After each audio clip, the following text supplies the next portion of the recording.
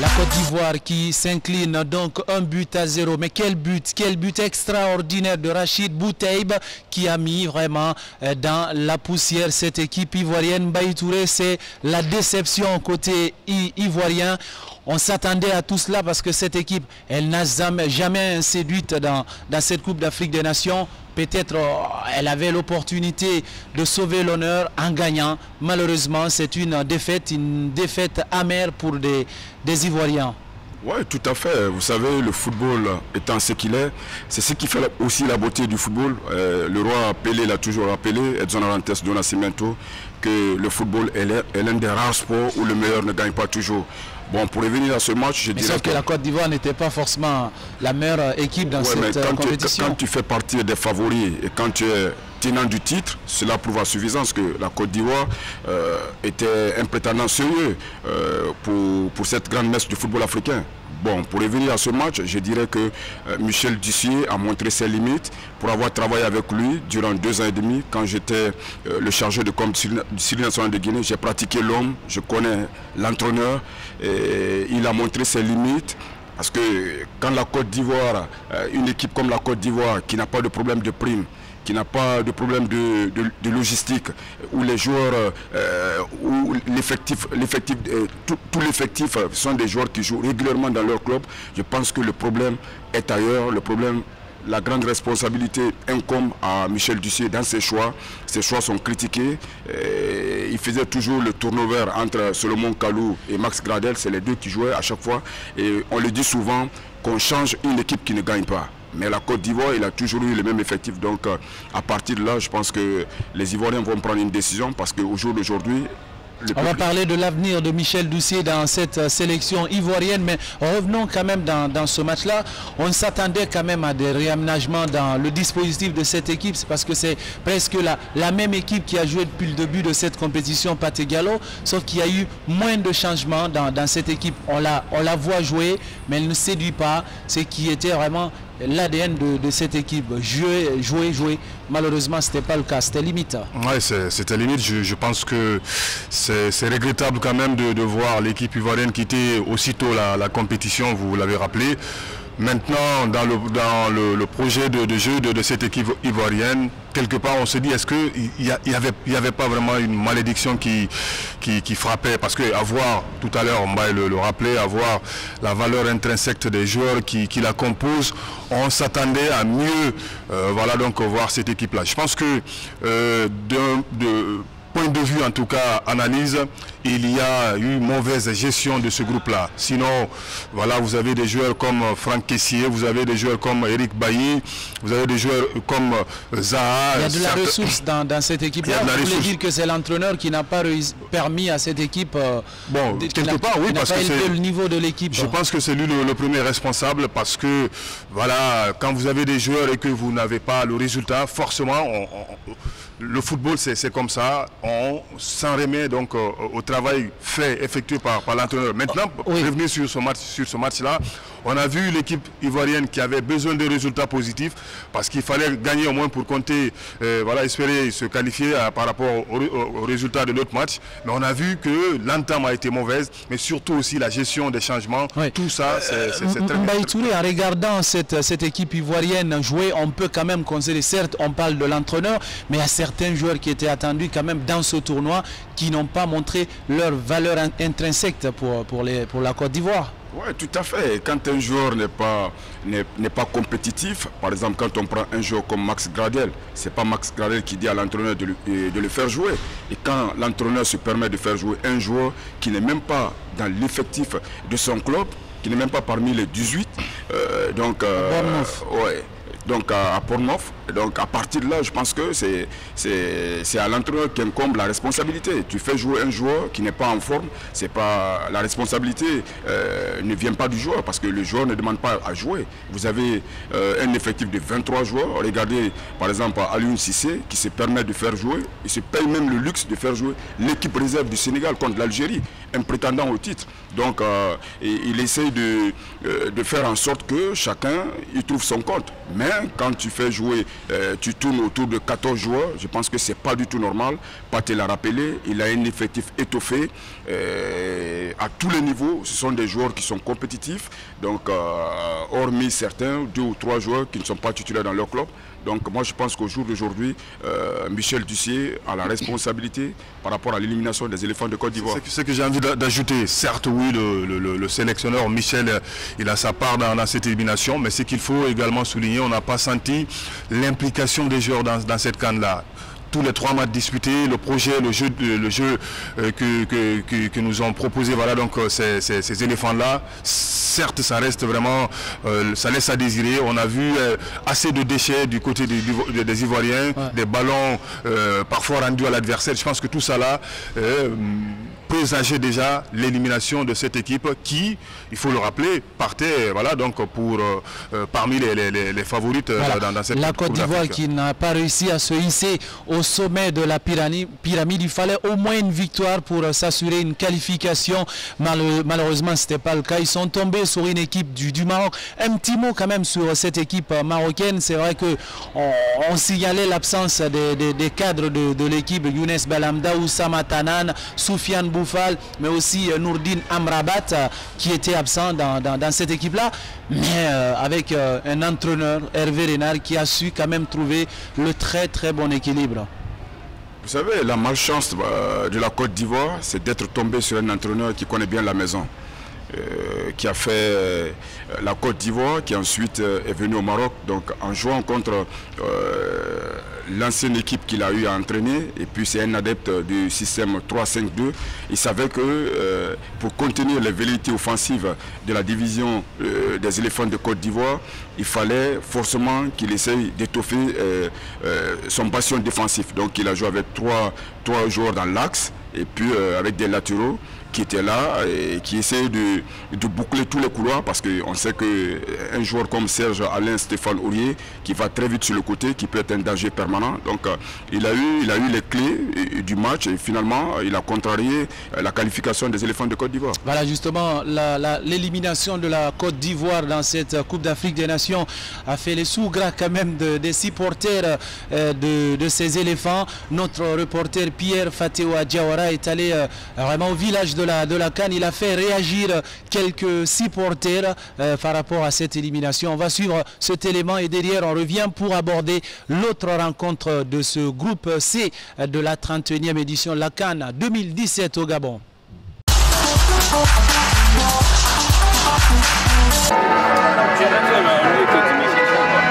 Nous sommes au Prima Center, précisément au village de la CAN. Ce mardi, la Côte d'Ivoire et le Maroc jouent la qualification pour les quarts de finale. Match crucial pour les deux équipes. Loin de la pelouse, ici aussi se joue un match entre supporters ivoiriens et marocains. Ces supporters marocains sont pour l'heure tranquilles. Leur équipe, qui a juste besoin d'un nul pour se qualifier, gère bien le match. Côté ivoirien, c'est un peu l'agacement.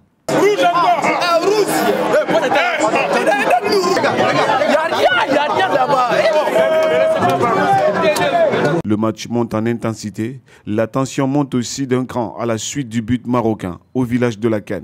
Échange de piques entre supporters.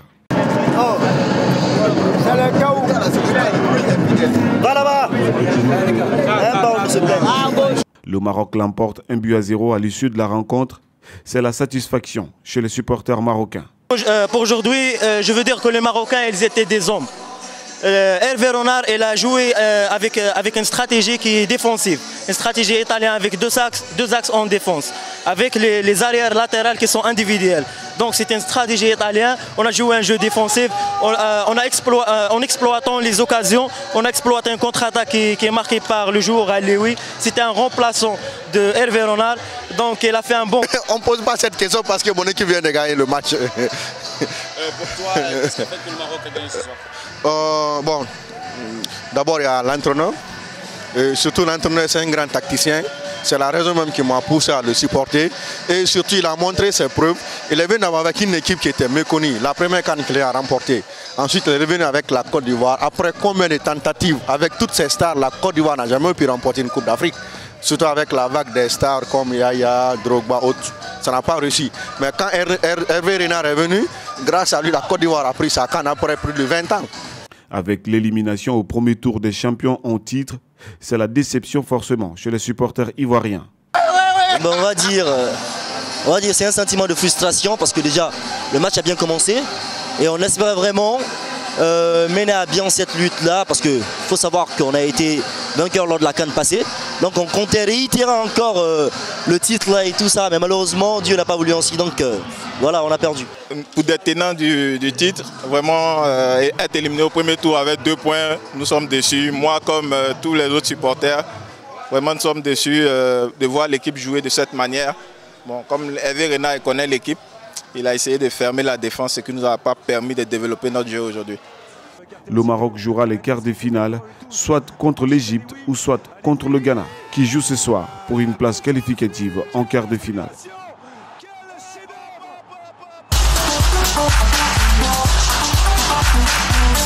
Voilà, ça fait parler, ça fait zazer du côté de la Côte d'Ivoire. C'est une défaite difficile, très très difficile pour les Ivoiriens. On a du mal quand même à expliquer tout cela, même si techniquement ou tactiquement, quand même, tant que spécialiste, on peut l'expliquer. Mais les supporters quand même ont du mal à comprendre comment on a pu tomber aussi bas. Ouais, c'est vraiment regrettable, c'est amer. Quand vous êtes passionné de football, vous supportez une équipe voilà, sur laquelle il y avait mieux à faire pour la suite de la compétition, mais ça n'a pas été le cas. Donc c'est le désarroi, c'est la déception. Je pense qu'on peut les comprendre. Maintenant, voilà, il faut tirer les leçons, il faut voir comment est-ce qu'on va revenir parce qu'il y a d'autres compétitions. C'est ça aussi le football. Au moment où on espère vraiment passer, parfois ça peut nous jouer le mauvais tour. Voilà, vous l'avez compris, l'avenir de Michel Doucier est incertain à la tête de cette équipe de Côte d'Ivoire. Vous l'avez suivi au lendemain de l'élimination de l'Algérie. L'entraîneur belge George Lekens lui a rendu le tablier. On s'attend peut-être à la même chose chez Michel Doucier, mais c'est à la fédération ivoirienne dirigée par Sidi Diallo qui va sans doute prendre la décision. Vous êtes dans votre émission 100% CAN sur la télé panafricaine du sport et de la culture. On va maintenant aborder l'autre match de ce groupe C, la RD Congo qui avait aligné avant ce match une victoire et un nul contre les éléphants de Côte d'Ivoire, avait l'opportunité, parce que match nul assurait définitivement la première place à cette équipe dans ce groupe-là. Et finalement, les poulains de Flora Ibenge ne se sont pas contentés du strict minimum. Ils ont gagné, ils se sont imposés avec un joueur retrouvé, Junior Kabananga, qui a encore scoré. On va suivre ce résumé de match signé Alseni Baldé. Et c'est terminé, qualification en quart de finale de la RDC. La République démocratique du Congo qui se hisse en quart de finale de la compétition, qui s'impose sur ce score de 3-1. La République démocratique du Congo sera au rendez-vous alors qu'un point leur suffisait pour valider leur billet en quart de finale.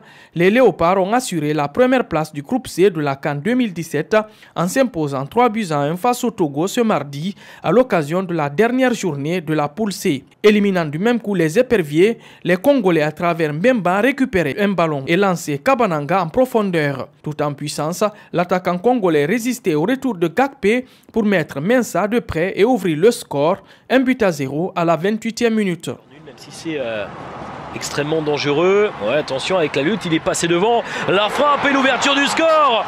L'ouverture du score, c'était bien fait de Kabananga. 3e but en 3 matchs pour l'attaquant quasiment sur la première réelle occasion de la RDC, la première réelle offensive. Regardez cette communion avec le public. Les éperviers frôlaient un second sur une tête de Kabananga qui mourait sur le poteau sur corner. 1-0 pour les Léopards, c'est le score à la mi-temps. Au retour des vestiaires, Tisserand renvoyait instantanément un dégagement du gardien togolais à l'autre bout du terrain et comme la défense adverse jouait mal le hors-jeu, Moubélé en profitait pour doubler le score d'un lob maîtrisé. Tisserand. Oh, attention avec ce contrôle. Oh, c'est superbe cet enchaînement avec le but de Moubélé sur cette remise splendide de Marcel Tisserand, le contrôle et la sortie de Cédric Mensa qui est lobé. Ça fait désormais 2-0 pour la RDC. Si Bolingui se voyait refuser un but pour hors-jeu, puis manquer le 4, l'entrant là-bas redonnait un semblant suspense en réduisant le score après un bon travail d'Adebayor et de Floyd Haïté. Ce centre dans la phase de réparation, la poitrine d'Emmanuel Adebayor qui transmet, c'est bien fait, le plat du pied. Et voici la réduction de l'écart. Oh là-bas qui vient de faire son apparition sur la pelouse et qui relance ce match. 2-1 désormais pour la RDC. À la 80e minute, Mpoku redonnait de l'air au Léopard sur un coup franc. Mpoku, c'est frappé, c'est superbe. Le ballon qui n'est pas rentré. Ouais, est-ce que le ballon est rentré? Oui, visiblement tout de même. Le but qui a été validé sur ce coup franc. Splendide de Mpoku, ça fait 3-1 désormais pour la RDC. 3-1 sur le score final. La RDC s'assure la tête du groupe et affrontera dimanche le deuxième de la poule D.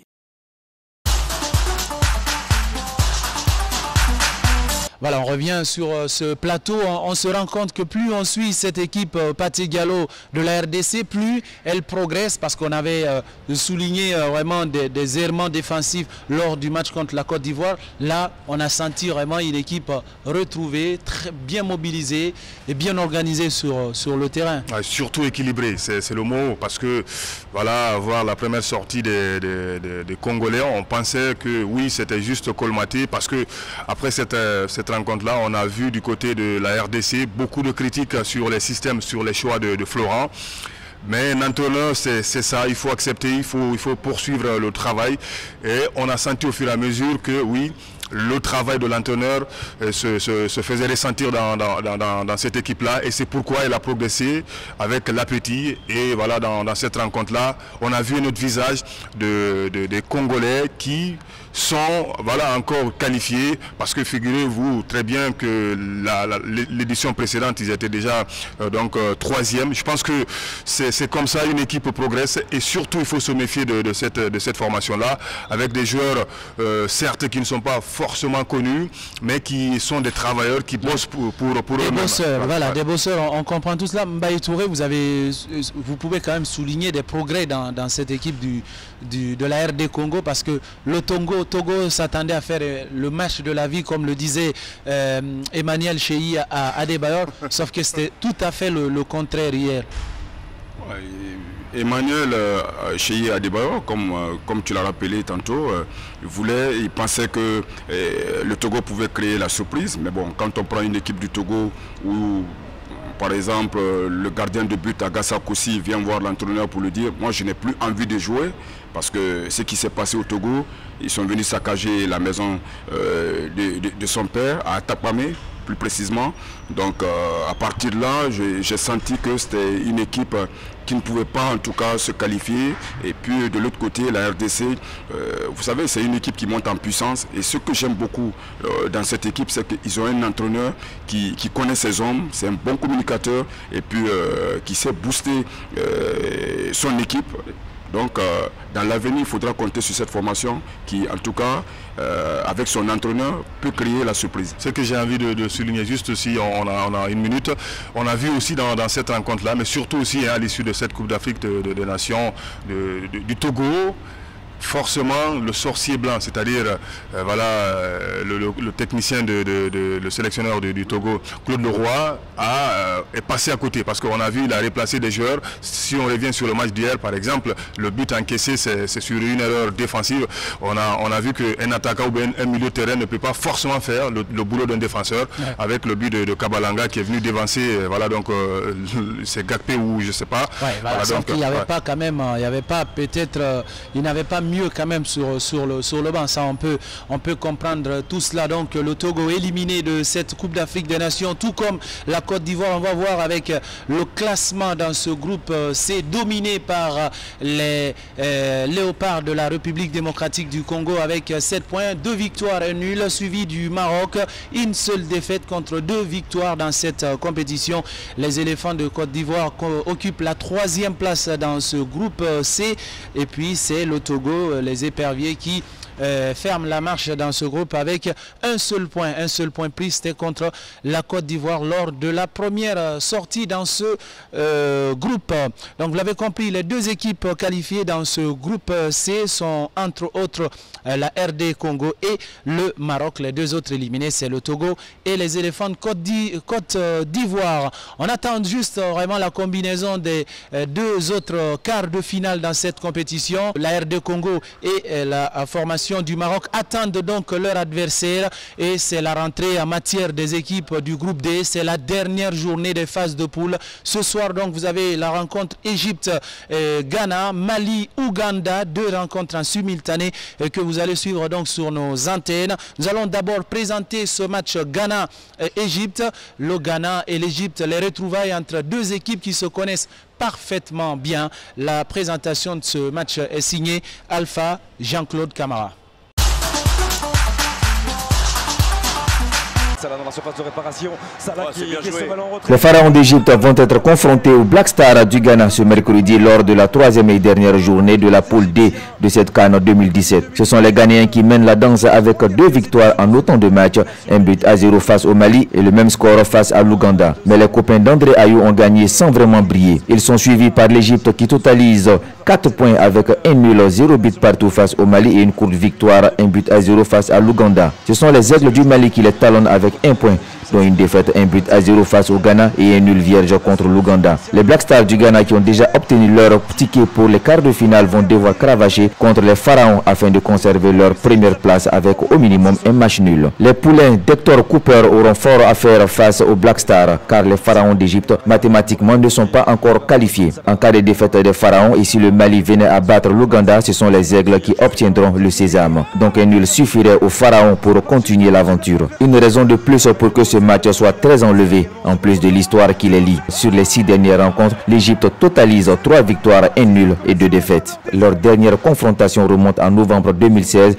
avec la victoire des Pharaons en Égypte 2-0 pour le compte des éliminatoires allés du mondial en Russie. Ce sont ces mêmes Black Stars qui ont écarté l'Égypte de la qualification du mondial au Brésil en les laminant sur la marque de 6-1. Quoi de plus que cette rencontre est des airs bien plus que de retrouvailles. Une équipe égyptienne Noulouk absente de la CAN depuis 2010 avec comme guide l'expérimenté portier Issam El Hadari qui à 44 ans voudra faire rappeler qu'elle est 7 fois championne d'Afrique, un record. Un retour sur scène avec 2 sorties peu convaincantes. Les Pharaons comptent se rattraper ce soir. Mais comme un duel reste un duel, on espère avoir une rencontre digne des 2 des grandes équipes du continent ce soir à Port-Gentil.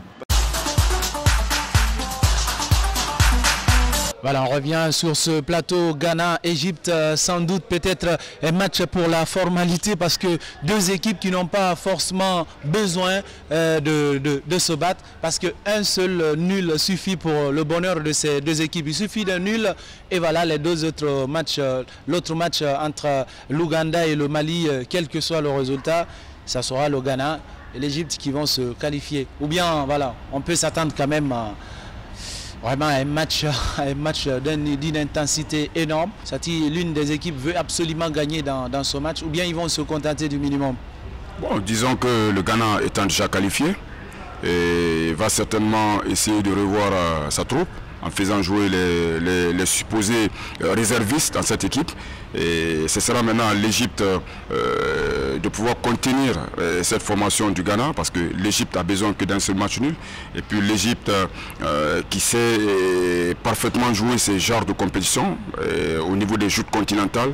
Je pense que l'Égypte a de la place pour atteindre le prochain tour parce que l'Égypte quand même viendra dans l'intention d'abord de gagner le match. Et si cette formation voit qu'elle ne pourra pas gagner ce match, elle va se contenter d'un match nul. Pathé, on va vous faire réagir justement par rapport au match Mali-Ouganda. C'est l'autre match, les Maliens qui n'ont plus leur destin dans leurs mains ou peut-être dans leurs pieds si on peut le dire ainsi parce que même si le Mali gagne, il n'est pas évident qu'elle soit éliminée, cette équipe malienne, dans cette Coupe d'Afrique. Oui, c'est aussi ça les règles du football. Quand vous faites 2 matchs et que vous n'arrivez pas à sortir le grand jeu, vous n'arrivez pas à inscrire de buts, ça vous rattrape. Maintenant, cette dernière journée, vous l'avez rappelé, pas, presque l'enjeu n'est pas là parce que quelque part, voilà, entre Ghanéens et Égyptiens, un seul match nul qualifie les deux équipes. Mais attention, parce que peut-être on va pouvoir éviter, pourquoi pas, les règles du jeu, c'est-à-dire quand on termine à la première place, qu'on se croise donc au deuxième de l'autre groupe, peut-être que oui, on peut jouer sur cette carte-là, mais à mon avis, le Mali... Edouard, j'ai déjà éliminé. Voilà, je ne vais pas les enterrer maintenant là, mais ils sont proches quand même de l'élimination. Voilà. Mais c'est le football, attendons de voir l'issue finale. Voilà, vous l'avez compris, ce sont deux rencontres à suivre absolument sur nos antennes. Ce soir, à 19h GMT, et Ghana-Égypte, Mali-Ouganda. Vous aurez vraiment ces deux rencontres, une rencontre parmi les deux. Vous aurez les résultats au fur et à mesure. Nous allons partir du côté de la capitale gabonaise où notre envoyé spécial Alpha Omar Diallo est allé rencontrer le service accréditation de la Coupe d'Afrique des Nations de football basé à Libreville. Il s'est intéressé donc à ce sujet pour voir exactement comment ce service fonctionne là-bas. Mais tenez-vous bien, des soucis au niveau de la connexion Internet se posent. L'histoire est racontée par Alpha Omar Diallo. On suit cet élément et derrière on revient pour clore les débats.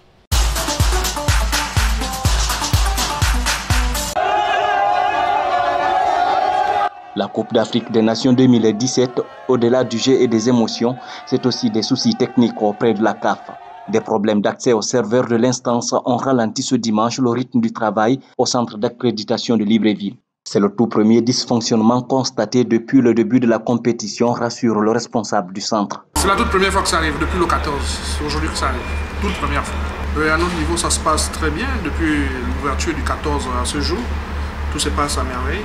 Vous avez pu le constater depuis le match d'ouverture jusqu'à ce jour. Tout se passe bien à merveille. Pourtant, un volontaire qui travaille dans ce centre nous confie en off le contraire. Notre source indique que ce problème d'accès au serveur de la CAF est souvent rencontré. Si ces désagréments ont l'habitude de durer une trentaine de minutes, en revanche, ce dimanche, le serveur d'accréditation de l'instance dirigeante du football africain restait inaccessible de secteur à 14h GMT. Malgré ces difficultés, un nombre important de médias ont été accrédités, 558 au total, depuis l'entame de cette 31e édition de la Coupe d'Afrique des Nations. Oui, avec les médias, on a rencontré certaines difficultés, mais c'est lié plus avec leurs passeports qui sont expirés. Et donc, la CAF a résolu le problème en fait. Donc, c'était ça souvent les soucis techniques qu'on a rencontrés avec les médias, surtout les médias. Mais ça se passe très bien, dès qu'ils arrivent, on leur explique et puis avec notre attaché CAF, on règle le problème.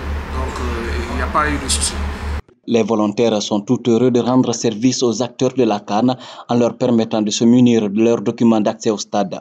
La tâche quotidienne de ces volontaires va avec le stress, mais ils disent accomplir leur devoir avec joie et fierté. C'est très dynamique, donc c'est aussi stressant, mais bon, comme nous savons gérer le stress, donc nous nous débrouillons bien. Mais c'est vraiment un moment de joie en fait que nous partageons entre nous, mais aussi nous accueillons des gens, beaucoup de gens viennent et donc nous rencontrons beaucoup de personnes, donc c'est vraiment avec sourire et nous sommes contents d'accueillir autant de personnes au Gabon. Pas de soucis, non, à part évidemment les humeurs des gens que nous devons gérer, ceux qui ne sont pas servis, généralement ils sont insatisfaits, s'ils viennent sans leur pièce d'identité, qu'on leur dise vous devez avoir votre pièce d'identité, ils sont insatisfaits, donc à part ça, non, pas vraiment. Non. Toute personne qui arrive se sent à l'aise, donc on reçoit beaucoup de personnes de tous les pays d'Afrique qui viennent pour l'événement et tout se passe bien, il n'y a pas encore eu d'incident. Calme. Maintenant, au fur et à mesure que la CAN avance, le chiffre s'est réduit, parfois 100 personnes, 200, voilà. Mais sinon, le gros qu'on a fait, comme on a des calculs qu'on fait toujours, au trop 900. Près de 2000 volontaires ont été recrutés puis dispatchés et commis à des différents services pour une bonne organisation de la Coupe d'Afrique des Nations, Gabon 2017. Voilà, vous l'avez compris, il n'y a pas que le beau jeu, si on peut le dire ainsi, à la CAN. Il y a des difficultés, il y a des à côté. Mbaye Touré, ça veut dire que, voilà, ça confirme, faut dire justement que le Gabon n'est pas forcément préparé pour cette Coupe d'Afrique des Nations. On a vu avec l'équipe nationale des ratés aussi sur la qualité des pelouses. Énormément de joueurs se sont blessés. Oui, je l'ai dit, je l'ai plusieurs fois répété. Le Gabon, certes, avait organisé la Coupe d'Afrique des Nations en 2012, où tout était parfait. Organisation. Oui, tout était parfait. Mais sur le plan organisationnel, cette année, je pense que le chef d'État gabonais a un peu forcé la main. Ça laisse à désirer. Et ça s'est vu même à l'exécution des hymnes lors de l'ouverture de cette grande messe du football africain. Pas de mot sur l'organisation. C'est désolant. Je pense qu'on ne peut pas vendre comme ça l'image du football africain. La CAF doit revoir sa copie. C'est regrettable, surtout quand vous savez le nombre de journalistes qu'il y a dans cette compétition-là et que voilà, ils n'ont pas la connexion nécessaire, pour faire leur boulot. Imaginez combien de travail sur place pour des rédactions, voilà, donc dans leurs différents pays respectifs. Je pense que c'est incroyable. Il faudra dans l'avenir faire des efforts. Voilà, des efforts et surtout améliorer la qualité des pelouses parce que le bas blesse de ce côté-là, ça détruit vraiment la qualité de jeu des équipes. On a vu sur beaucoup de matchs où il y avait vraiment un problème qui se posait même dans la circulation du ballon. Le ballon continue donc à rouler du côté du Gabon où se joue la 31e édition de la Coupe d'Afrique des Nations. Nous aussi, on fait vraiment les rebonds du ballon sur ce plateau. C'est tous les jours sur la panafricaine du sport et de la culture dans votre émission 100% CAN. On arrive à la fin donc de cette émission. On profite de l'occasion pour dire un grand merci également et surtout faire cette passe décisive à toutes nos équipes techniques qui sont mobilisées depuis le début de cette compétition. Je vous dis bien, c'est toute une équipe de football autour de cette émission. Il y a des gens derrière la caméra qui assurent les consoles numériques, comme vous le savez tous, que vous ne voyez pas forcément, mais je vous promets, vous aurez l'occasion de voir certains d'entre eux à la fin de la Coupe d'Afrique des Nations. C'est la belle ambiance ici à Prima Center. Merci également à la direction de cet édifice qui nous reçoit ici depuis le début de la CAN. Vous avez la possibilité de revoir cette émission à travers notre page YouTube 6 Médias, mais vous avez aussi la possibilité de nous laisser des messages sur notre page Facebook 6 Médias Guinée et puis également notre page Twitter. Merci et c'est un grand plaisir qu'on vous quitte justement au compte de cette émission. Merci Pathé. Joyeux anniversaire également à moi. Oui, justement, on oubliait, voilà, il s'est pas négligé. C'est son anniversaire aujourd'hui, on profite de l'occasion pour vous souhaiter le meilleur. Ça arrive au très bon moment. Ouais, voilà, Pathé Gallo, c'est son anniversaire. Et puis Mbaye Touré, merci. Merci et le plaisir est partagé. Voilà, rendez-vous ce soir avec vraiment nos commentateurs pour les matchs Ghana-Égypte ou Mali-Ouganda. À bientôt sur nos antennes. Encore une fois, Polo Samba